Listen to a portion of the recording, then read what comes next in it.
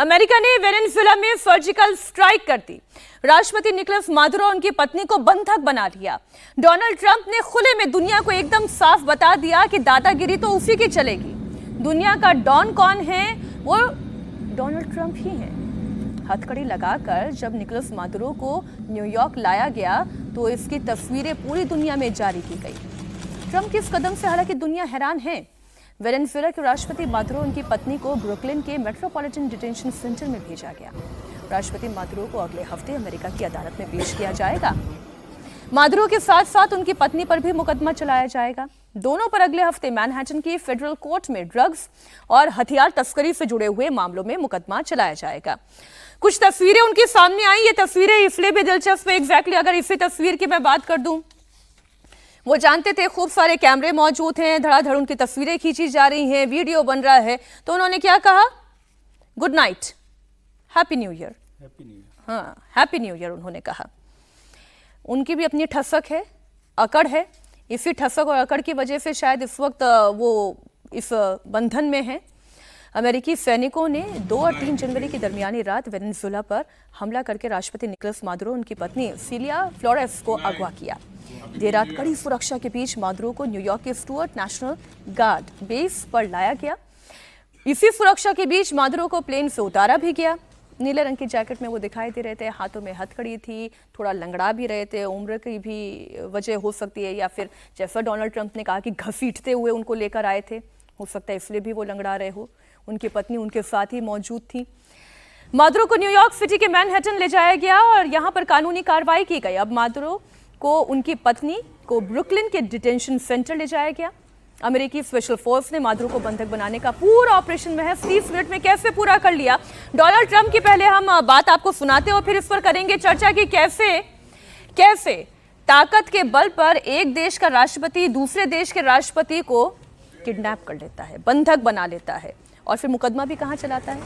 अपने ही देश में। तो जिसकी ताकत है, जो बलवान है, वही पहलवान है। आप पहले सुने डोनाल्ड ट्रंप को।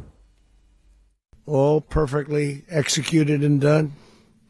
No nation in the world could achieve what America achieved yesterday, or frankly in just a short period of time. All Venezuelan military capacities were rendered powerless as the men and women of our military, working with U.S. law enforcement, successfully captured Maduro in the dead of night. It was dark.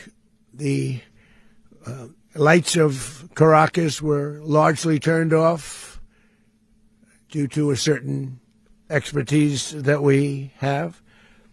It was dark and it was deadly. But captured along with his wife, Cilia Flores, both of whom now face American justice.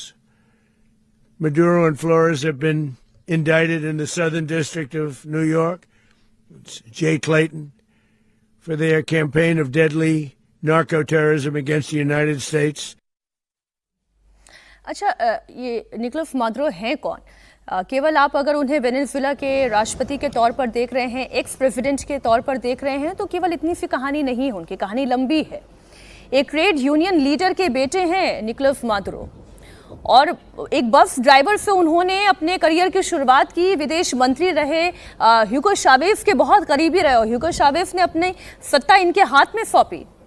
वो अलग बात है कि जब चुनाव हुआ, चुनाव को लेकर ये कहा गया कि इन्होंने सत्ता के बल पर इस चुनाव को अपने पाले में करने की कोशिश की। और इसी के बाद साल 2020 से, अगर मैं विजय जी सही हूं, तो साल 2020 से अमेरिका के साथ रिश्तों में तनातनी आनी शुरू हो गई, क्योंकि इसके पीछे पूरा तेल का खेल था। सारा खेल ही तेल का है। 2-3 बातें हैं। आपने बहुत अच्छे से कहा कि भाई जिसकी लाठी है उसी के मादुरो हैं। ट्रंप साहब ने तय कर लिया कि वो कर सकते हैं।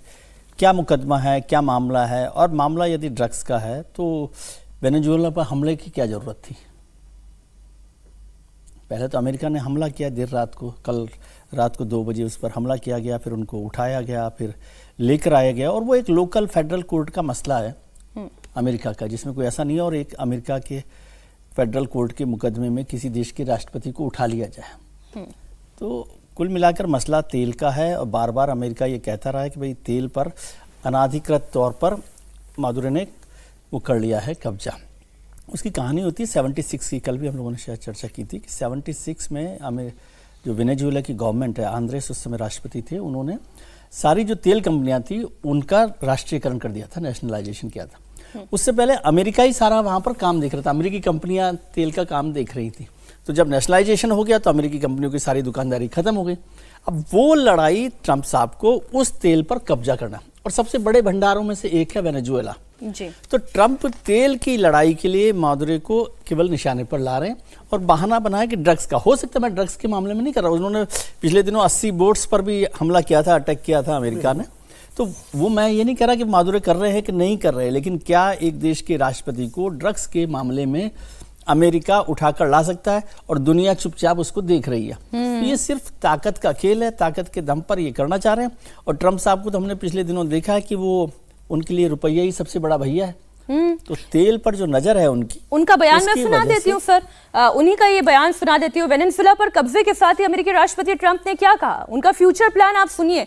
अच्छा, अच्छी बात यह है कि वो बातों को कोई घुमा फिरा के नहीं कहते, कोई डेमोक्रेसी के आड़ नहीं लेते, वो सीधा सीधा कहते भाई मेरे को तो धंधा करना है, वो ऐसे ही कहते हैं। मैं यहाँ की मुंबईया भाषा में कह रही हूँ, धंधा करना है, वो वहां की भाषा में कह रहे हैं।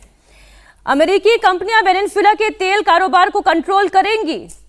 रूस और चीन को वेनेजुएला का तेल बेचा जाएगा या नहीं बेचा जाएगा, ये भी डोनाल्ड ट्रंप तय करेंगे।